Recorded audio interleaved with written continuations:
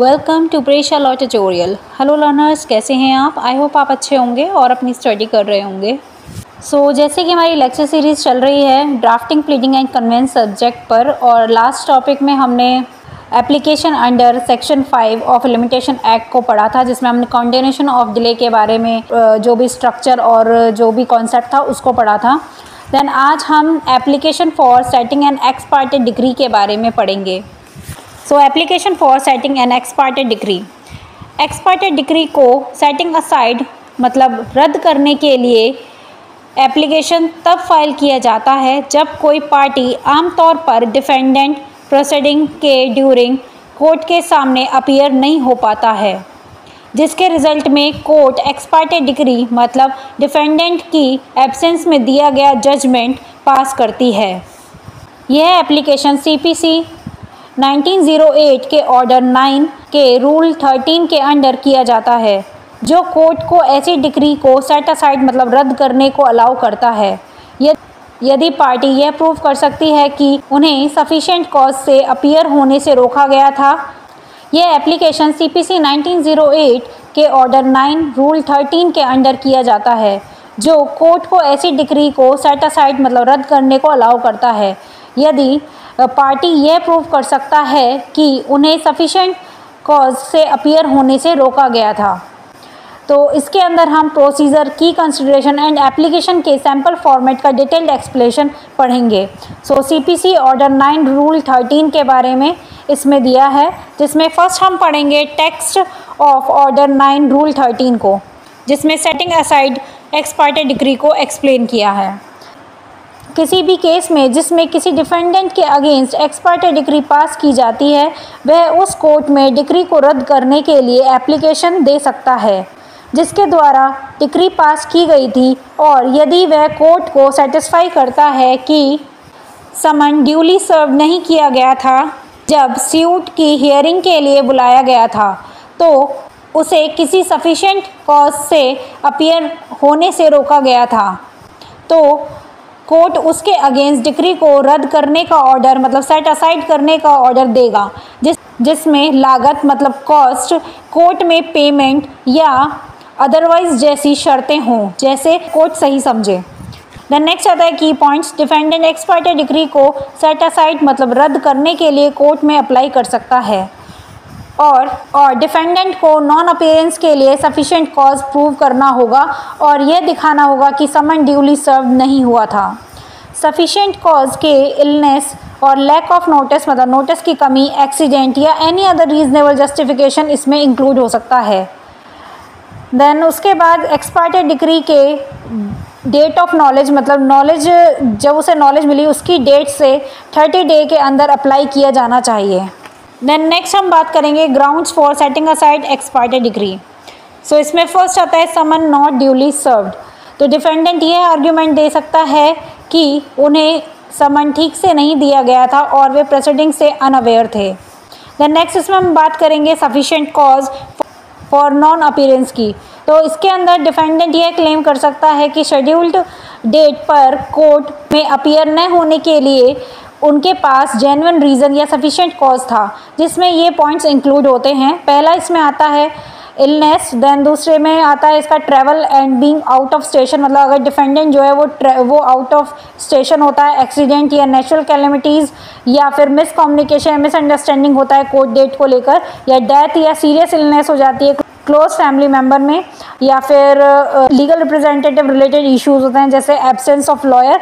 तो इस तरीके से जो भी पॉइंट्स हैं ये सफिशिएंट कॉज के अंदर इंक्लूड होते हैं। देन आता है structure of application. Order 9 rule 13 के अंदर इस तरीके से स्ट्रक्चर होता है। इन द कोर्ट ऑफ पहले आएगा name of court, court jurisdiction, case suit, civil suit number मतलब स्यूट का नंबर, और उसके बाद प्लेंटिफ का नेम वर्सेस डिफेंडेंट का नेम, उसके बाद एप्लीकेशन जो डाली जाती है अंडर ऑर्डर 9 रूल 13 सीपीसी के according setting aside ex parte decree, और उस डिग्री को जो भी डिग्री डेट होगी उसको लिखा जाएगा। उसके बाद इसमें कंटेंट आएगा इसका मोस्ट रेस्पेक्टफुली। उसके बाद फर्स्ट पॉइंट में आएगा जो भी प्लेंटिफ ने फाइल किया है मतलब जो भी अगेंस्ट डिफेंडेंट जो भी मेंशन किया गया है सूट में उसको लिखा जाएगा। और जो ऑनरेबल कोर्ट ने एक्स पार्टे डिक्री पास की है, जो कि डेट ऑफ डिक्री है इन फेवर ऑफ प्लेंटिफ, उसके बारे में उसमें मेंशन किया जाएगा। एंड जो कि डिफेंडेंट के अगेंस्ट होगा, जो भी एक्स पार्टे डिक्री पास की है उन्होंने। देन नेक्स्ट पॉइंट में इसमें आएगा डिफेंडेंट जो है वो सबमिट करेगा एक्स पार्टे डिक्री जो भी पास की गई थी, जिसकी वजह से डिफेंडेंट अनेबल था अपीयर होने के लिए ऑनरेबल कोर्ट में। तो उस डेट ऑफ हियरिंग जो थी, शेड्यूल डेट ऑफ हियरिंग है, तो वो हियरिंग डेट उसमें आएगी और उसके अंदर सफिशिएंट कॉज को एक्सप्लेन किया जाएगा, जो कि 2 पॉइंट्स में किया गया है। जैसे फर्स्ट इसमें एक्सप्लेन किया है रीज़न फॉर नॉन अपीयरेंस, जैसे इसमें सफिशिएंट कॉज हो सकता है illness, accident, lack of summon service, ये सब चीज़ें इसकी स्पेसिफिक डिटेल्स इसमें आएंगी। देन नेक्स्ट पॉइंट में इसमें सपोर्टिंग एविडेंस लगेंगे, जैसे medical certificate, travel document, affidavit और प्रूफ, जो भी होगा प्रूफ सफिशिएंट कॉज का, तो वो डॉक्यूमेंट रिलेवेंट डॉक्यूमेंट्स लगेंगे। देन उसके बाद थर्ड पॉइंट में जो डिफेंडेंट है वो सबमिट करेगा कि जो नॉन अपीयरेंस है वो इंटेंशनली ये डेलिब्रेट नहीं है और जो भी जेन्युइन सर्कमस्टेंस थी इसी की वजह से अपीयर कोर्ट में नहीं हो पाया था। देन नेक्स्ट फोर्थ पॉइंट में आएगा कि जो डिफेंडेंट है वो सबमिट करेगा भी बेनिफिशियल होता है, मतलब डिफेंडेंट के पास जो भी मेरिट बेस्ड जो भी गुड डिफेंस है उसको वो प्रेजेंट करेगा, उसकी अपॉर्चुनिटी उसको मिलनी चाहिए और जो एक्स पार्टे डिक्री है वो सेट असाइड, मतलब उसे रद्द ना किया जाए, क्योंकि इससे डिफेंडेंट को इररेपरेबल लॉस और इंजरी होगी। देन फिफ्थ पॉइंट में आया है डिफेंडेंट जो है के बाद जो डिफेंडेंट है वो एक्स पार्टे डिक्री जो भी डेट है जब डिफेंडेंट अवेयर हुआ था डिक्री के बारे में, उसके लिए एप्लीकेशन जो भी फाइल की थी वो विदाउट डिले उस पर वो काम करेगा। देन इसके बाद आता है 6 पॉइंट, जिसमें कि एप्लीकेशन बोनाफाइडली बनाई जाए, इंटरेस्ट ऑफ जस्टिस के अकॉर्डिंग हो और डिफेंडेंट ये प्रे करेगा कि एक्स पार्टे डिक्री को रद्द किया जाए और डिफेंडेंट को अपॉर्चुनिटी दी जाए कि वो अपने केस को प्रेजेंट कर सके। देन लास्ट में इसमें आता है प्रेयर, और प्रेयर में इसमें जो भी फैक्ट्स या सर्कमस्टेंस को देखते हुए जो डिफेंडेंट है वो प्रे करेगा ऑनरेबल कोर्ट से कि उसको जो भी केस है उस पार्टे डिग्री है उसको रद्द किया जाए और जो भी केस नंबर है टाइटल है उसमें ऑर्डर 9 रूल 13 के अकॉर्डिंग उसको जो भी टाइम दिया जाए, मतलब डिफेंडेंट को अपना केस प्रेजेंट करने के लिए टाइम दिया जाए। और इसके अंदर नेक्स्ट पॉइंट में आता है कि जो भी फर्दर रिलीफ है ऑनरेबल कोर्ट उसको दे सके in the interest of justice, तो वो उसको दे। देन उसके बाद place, date, then signature of defendant pleader and name and address of defendant. तो इस तरीके से स्ट्रक्चर है आपका, जो कि ऑर्डर 9 रूल 13 के अंडर जो स्ट्रक्चर होता है application for setting a x parte degree, मतलब एक्स पार्टे डिग्री को रद्द करने के लिए, ये स्ट्रक्चर है। देन नेक्स्ट हम बात करेंगे की कंपोनेंट्स की, मतलब जो भी हमने अभी पॉइंट्स पढ़े अब उसको एक्सप्लेन किया गया है। तो की कंपोनेंट्स ऑफ एप्लीकेशन, तो फर्स्ट इसमें आता है टाइटल ऑफ द कोर्ट, उस कोर्ट का नाम, मतलब नेम आएगा उसमें जहां एक्स पार्टे डिग्री पास की गई थी। देन नेक्स्ट आता है इसमें केस डिटेल, और इस डिटेल के अंदर केस नंबर, प्लेंटिफ और डिफेंडेंट के नेम और एक्स पार्टे डिग्री की डेट इंक्लूड की जाती है।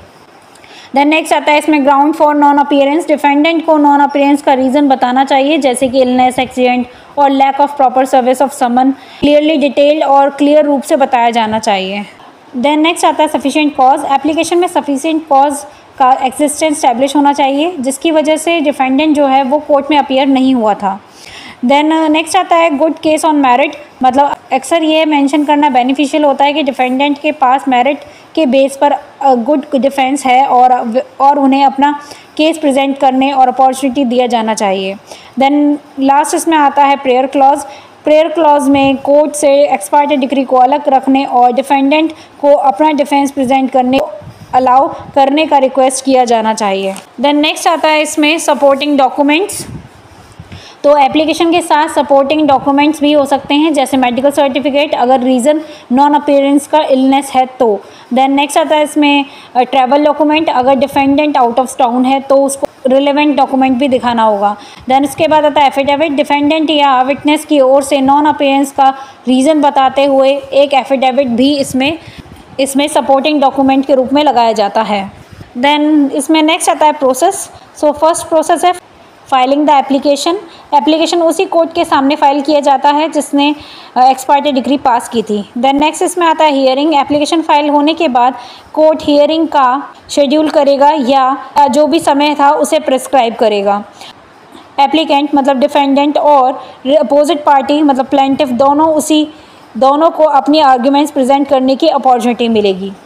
देन नेक्स्ट आता है कोर्ट डिसीजन। यदि कोर्ट एप्लीकेशन में दिए गए रीज़न से सेटिस्फाइड है तो एक्स पार्टी डिग्री को सेट असाइड मतलब रद्द कर सकता है और डिफेंडेंट को सूट लड़ने या कह सकते हैं अपना केस लड़ने या फिर अपने सूट को कॉन्टेस्ट करने का चांस दे सकता है। देन लास्ट में इसमें आता है कॉन्क्लूज़न। सो सीपीसी के order 9 under rule 13 x party degree को रद्द करने मतलब सेट असाइड करने का एप्लीकेशन उन डिफेंडेंट के लिए इम्पॉर्टेंट रेमेडी है जो अनअवॉइडेबल सर्कमस्टेंस के कारण कोर्ट में अपीयर नहीं हो सके। नॉन अपीयरेंस के कारण एक्सप्लेन करना, सपोर्टिंग डॉक्यूमेंट को प्रोवाइड करना और यह डेमोस्ट्रेट मतलब दिखाना इम्पॉर्टेंट है कि डिफेंडेंट के पास मेरिट के बेस पर वैलिड डिफेंस है।